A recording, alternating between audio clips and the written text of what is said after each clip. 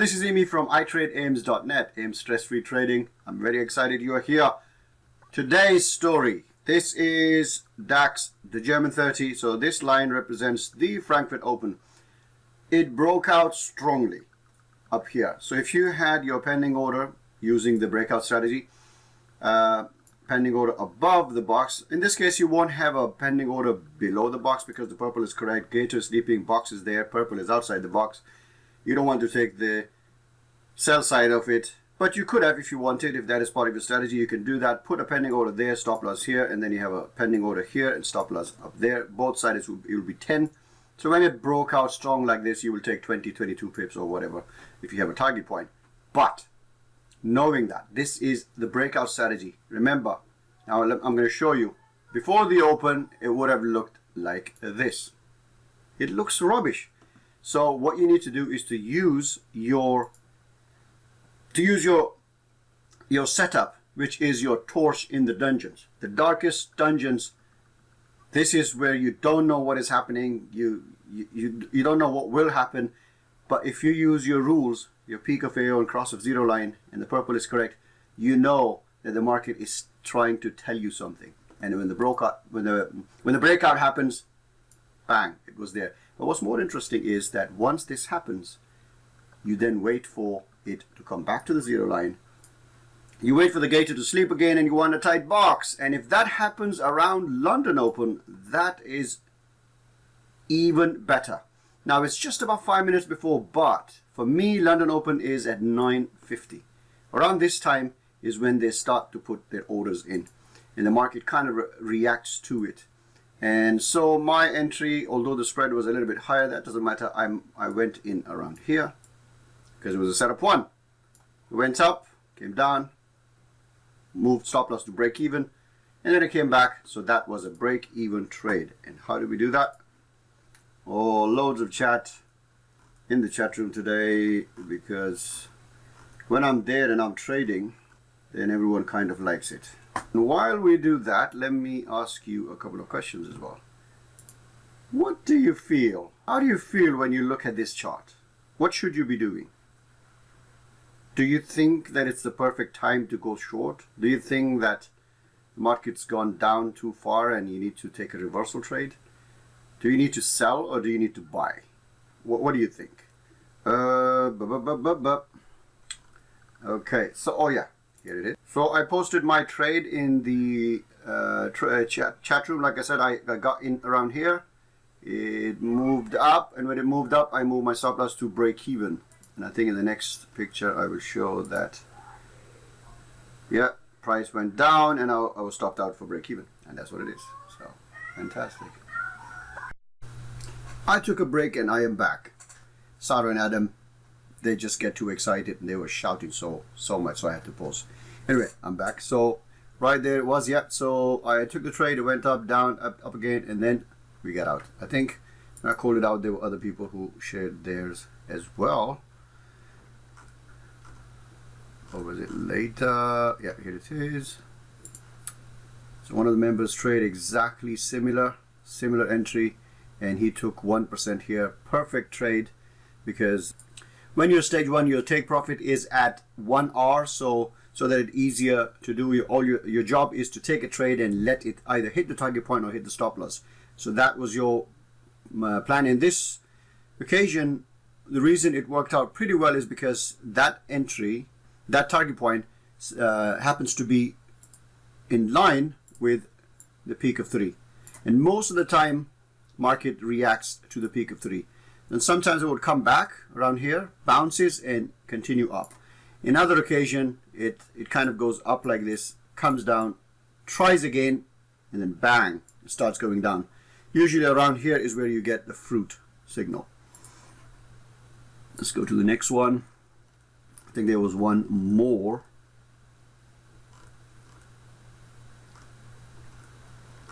Yeah, we talked about other stuff. So now then we talked about a cherry. Now, this is a nice cherry, but I like a cherry which has a little bit of a tail. So I would have, if a cherry is something like this, not exactly a pin bar, but if it is like this, and let's say the next candle was here with it, something like that, then this would be a very nice cherry for me, which in this case it wasn't that. You can see the candle is very small. At the same time, it's a PC cherry, so I took it around here and stop loss there. It was very, very, very small stop loss, and then you can target this area very easily, because this always happens. It's beautiful. So this is a very important point, and it's very interesting as well.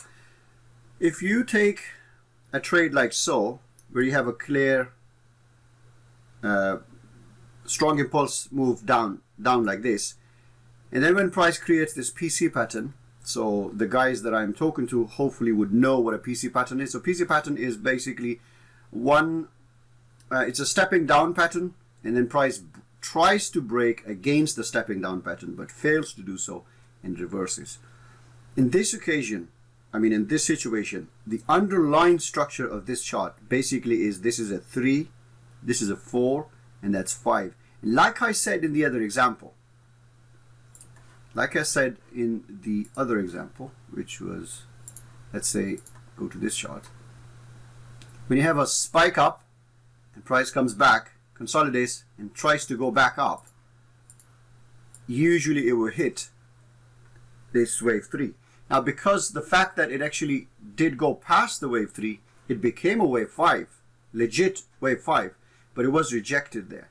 So inside it, when we took this trade, so when you take a trade around here, and I love this. I've been trading this pattern for ages. So when it comes here, it will try to react to it, come back to it, goes back.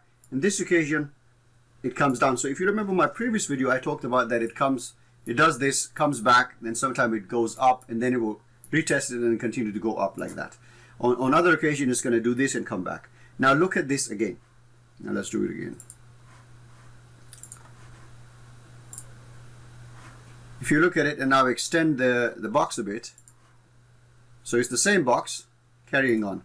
If you pay attention to these little minute things, it really changes your trading. It really changes. So look at this candle. Now this candle is a reaction to these levels and this one. So you're in a trade, you're wanting it to go, you monitor it, it bounces against this, comes back, bounces against this level, and goes back up. I had to pause again and I'm back. The kids are just too noisy. It does this, comes back to it, gets rejected, and it gives you a very, very strong clue. See this? Very, very strong clue. It's rejected all those orders and came down. Then it's followed by buyers, and it takes it all the way up, but guess where it bounces again? Same level. Same level again. So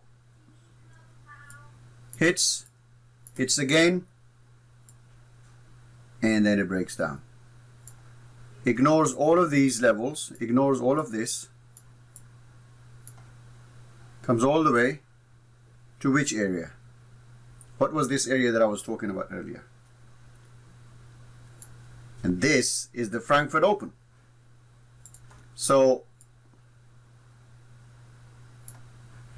why is he doing this? Price comes to it, bounces there again. So there must have been other buy orders there. Let's go and create this and extend it and see what happens later. So now you can see. So this, I'm doing this because this is the bit of, little stuff that I've learned over the years. You watch the price and it does all of this, and it gives you clues. The market always leaves clues behind it. So look what it does. This is the established area. A box is a box is a box. It will always stay there. It will stay there in the history of time. This box will be that, right? This box is also that. It was created because there was either lack of orders or there was a tussle of orders. You can only stay here. So, when there's a sport of pulling the rope. So imagine you have professionals playing pulling the rope. they will exert a lot of energy, a lot of power. And imagine if they are all, on both sides the power is the same. It will stay here. So imagine if there was, let's suppose there were 1,000 orders here, 1,000 buy orders and 1,000 sell orders at the same level. They all competed and price stayed where it was. They just traded among itself. Or there were 10 orders of the same order. So then that would mean that the market was thin, but the orders just canceled each other out, and that's why the market was here. But there was something happening. And so that is why price comes back to it. And then you can see that when price came back to it, on this occasion, there were no sell orders here. Instead, the buy orders were there and they were taken.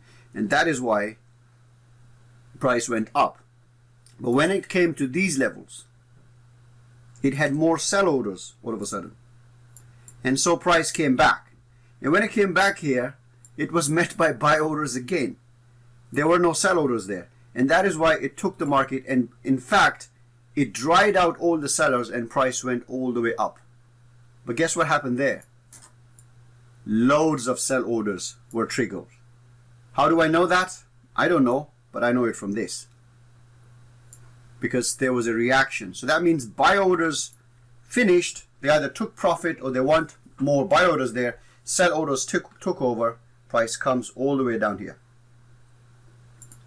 Now let's take the bit further. Now what happens? There is reaction again.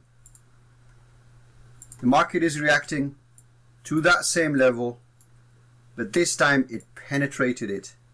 And similar to this, it creates that reaction and goes up.